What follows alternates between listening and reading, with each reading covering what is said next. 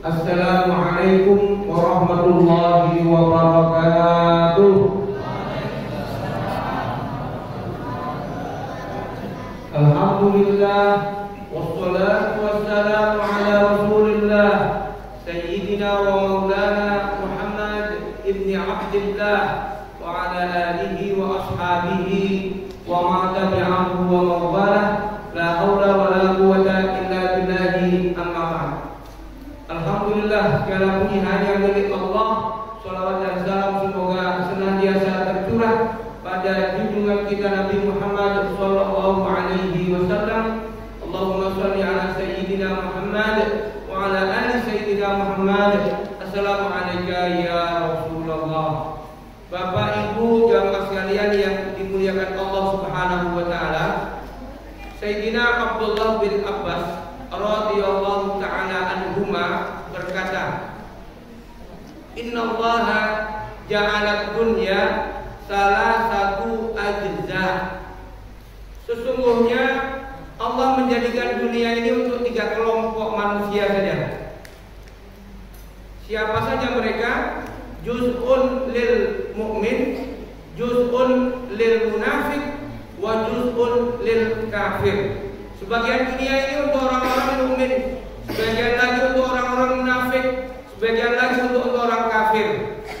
Kemudian Abdullah bin Abbas, sahabat sepupu Nabi ini, beliau ini sepupu Nabi, sahabat Nabi dan ulama ahli tafsir generasi sahabat. Beliau ini melanjutkan, fal mu'min yatazawwad. Orang mukmin itu mengisi hidupnya dengan mengumpulkan bekal. Wal munafik yatazayyan. Orang munafik mengisi hidupnya dengan yatazayyan, itu bebedak, pencitraan. Wal kafir yatamatta. Orang kafir itu isinya di dunia ini berpesta.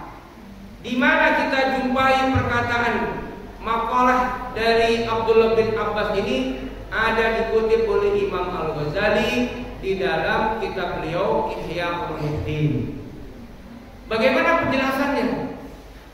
Pernyataan Abdullah bin Abbas ini terkait dengan cara pandang manusia tentang dunia. Jadi 3 kelompok besar manusia itu melihat dunia ini. Ada orang yang mengimani Allah, mengimani Al-Quran, mengimani akhirat. Maka di dunia ini, karena dia yakin ad-dunya mazra'atul akhirah, dunia ini sawah ladang akhirat, maka di dunia ini mengumpulkan bekal. Kita pernah mendengar ayat tazawwadu fa inna khairaz zadid taqwa. Sebaik-baik bekal adalah takwa. Itu orang beriman. Orang munafik itu dalam hatinya ingkar, tidak percaya sama Allah. Fi qulubihim maradun.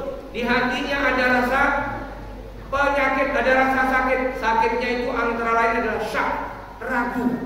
Benar gak ada Allah? Yakin gak adanya akhirat? Ragu. Karena ragu, fi qulubihim maradun, di hatinya ada penyakit, maka ya munafik itu kalau dalam Al-Quran sampai 37 ayat Al-Quran digambarkan oleh Allah ancaman bagi orang-orang munafik. Fid darkil asfali minan nar, misalnya di ayat 145 surat An-Nisa. Mereka ini nanti di akhirat di keraknya neraka. Kenapa seperti itu? Mereka ini seperti musang berbulu ayam. Ngaku muslim, hatinya kafir. Senang nengok orang muslim susah, susah nengok orang mukmin menang. Jadi dia hatinya bersama orang kafir, tapi dia memusuhi orang mukmin. Kalau kita baca kitab kamus, munafik itu dari kata nafiko. Nafiko itu maknanya yarbu. Yarbu itu tupai. Di gurun ada tupai, bajing. Suka nyuruh sembunyi di lubang. Kepalanya dan setengah badannya sembunyi nyuruh, tapi pantat dan kaki serta buntutnya nampak. Itu asal kata munafik, nafiko. Nah, munafik ini ya, kata Abdullah bin Abbas, ya, orang munafik itu yatazayyan, di dunia ini mereka pencitraan, ya, dia pura-pura muslim. Nah, mudah-mudahan kita semua tidak termasuk di dalamnya, ya. Nah, di mana alamat mereka orang munafik ini? Di neraka. Fit darkil asfali minan nar. Maka tidak ada pilihan bagi kita untuk milih kelompok munafik ini. Yang ketiga, kelompok kafir. Orang-orang kafir itu ingkar, tidak percaya sama akhirat, tidak percaya sama Allah. Allah memberikan gambaran. Ini penting untuk bagi kita supaya kita tidak memilih yang ketiga ini. Di ayat 91 surat Ali Imran, Allah memberi penjelasan begini. Innalladzina kafaru wa matu wa hum kuffarun falayuqbala min ahadihim mil'ul ardi zahaban wala mistadabih. Orang-orang kafir itu matinya dalam keadaan kafir. Jadi orang kafir ada kalanya dia kemudian mu'alaf, masuk Islam, aman dia. Tapi kalau dia kafir, wa matu wa hum kuffarun, matinya dalam keadaan kafir pula, maka nanti Bapak Ibu kalau baca kitab tafsir Ibnu Katsir memberi penjelasan ayat ini dengan hadis riwayat Ahmad. Nabi menjelaskan ayat ini. Nanti di neraka ada orang-orang kafir itu yang menyesal. Kenapa dia menyesal? Mereka menyesal dengan kekufurannya. Karena sekarang ada di neraka.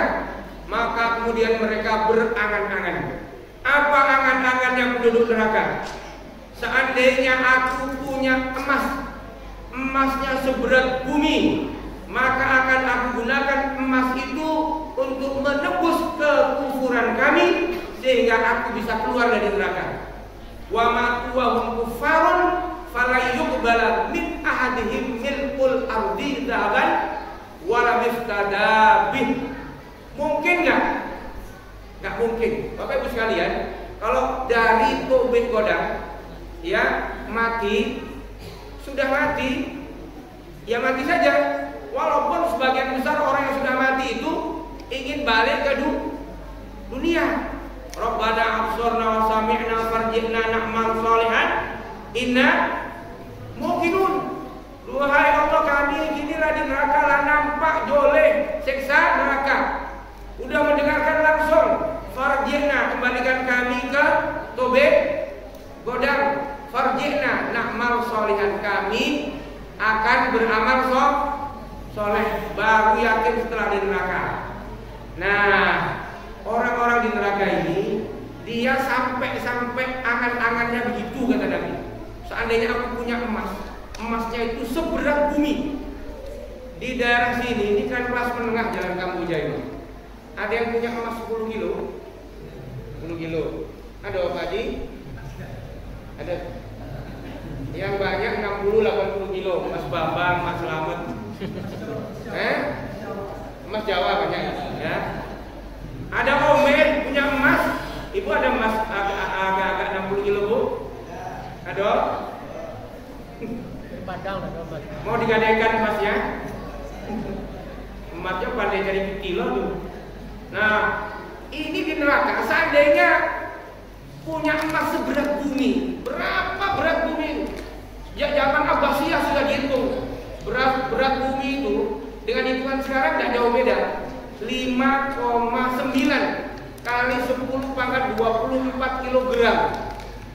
Kalau nolnya 3 namanya 1000, nolnya 6 namanya juta, nolnya 9 namanya miliar, nolnya 2 boleh triliun. Berapa tuh? Triliun. 1 triliun. Ini nolnya 20 ribu. Emas Godang 5,9 kali 10 pangkat 24 kilogram. Ada enggak emas seperti itu? Tidak ada. Mustahil. Maka ini perumpamaan yang Jadi ini kan cerita tentang visi manusia. Visi di depan itu waib, perkara yang waib. Allah ngasih tahu. Di depan itu perkara yang tahu hanya Allah esok hari. Nah di esok hari itu ahli neraka mempunyai angan-angan, penyesalan. Seandainya aku punya emas seberat bumi, akan aku kasih emas itu supaya aku bisa keluar dari neraka. Ini supaya apa? Supaya kita nggak memilih kekafiran. Allah kasih bocoran di ayat 91 surat Ali Imran. Jangan gara-gara jodoh murtad. Dah umur 40 tahun nggak ada yang melamar, begitu datang melamar pakai Pajero Sport, gagah, ganteng, tapi ada salib di leher. 5 tolak dulu, ragu jawabnya. 5 tolak, ragu cuma berapa sen? Ya, 5 tolak, ragu juga. Ya, gara-gara dapet suami mungkin 10-20 tahun murtad, itu tadi menyesal selama-lamanya di neraka. Ini perkara penting, perkara pokok, perkara akidah. Ya, mau mukmin, munafik atau kafir. Bukan persoalan furu'iyah, bukan persoalan khilafiyah, tapi visi kita ke depan itu mau milih kemunafikan, mau milih kekufuran, atau tetap istiqomah dalam keimanan, itu perkara pokok. Jangan gara-gara PT, gara-gara beasiswa, gara-gara Indomie, murtad. Nah, ini Bapak Ibu sekalian yang dimuliakan Allah Subhanahu wa taala. Orang beriman. Nah, makanya pilihan kita tidak ada lain, satu-satunya adalah mengokohkan tauhid kita. Mengokohkan la ilaha illallah Muhammadur Rasulullah. Nah, supaya apa? Supaya kita selamat. Visi kita ini Bapak Ibu sekalian di depan di dunia ini adalah visi Islam. Allah ngasih tahu ya di masa depan al-mustaqbal lihadat din, masa depan itu genggaman tangan orang Islam. Selagi orang Islam mau konsisten, komitmen dengan Islamnya, dengan tauhidnya, dengan syariatnya, maka al-mustaqbal lihadati, pasti Islam itu berjaya, menang. Tapi kalau kita menyelisih Islam, walaupun KTP kita beragama Islam, maka kita yang mundur seperti sekarang ini. Bapak Ibu sekalian, dulu masyarakat jahiliyah itu ya di Mekah tak diperhitungkan, abad 7 ya, di sebelah timur Romawi, sebelah timur Persia, 1200 tahun lamanya, luasnya 7,4 juta kilometer persegi, hampir 4 kali luas Indonesia Persia. Sebelah barat Romawi, 5,9 juta kilometer persegi, ratusan tahun, dua-duanya negara imperium penjajah, tapi tidak ada satupun yang tertarik dengan Mekah, tidak tertarik. Tandus, penduduknya suka bercokak, jahiliyah, tidak tertarik. Tapi ketika penduduk Mekah ya menerima Islam sebagian, kira-kira 200 orang, kemudian hijrah ke Madinah, membangun peradaban dengan Islam.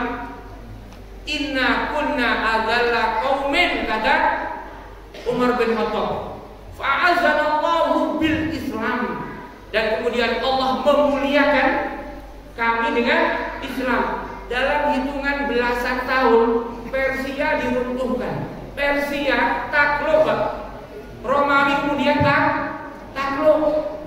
Kenapa? Karena komitmen dengan Islam. Maka Bapak Ibu sekalian, kalau kita hari ini ingin berjaya pulang di dunia dan juga selamat di akhirat, maka kita harus komitmen dengan Islam. Bapak Ibu sekalian, kalau kita punya cita-cita, tahu tujuan hidup, man tabassara tasabbara, ada makhluk seperti itu. Siapa yang tahu tujuan hidupnya, dia akan bersabar.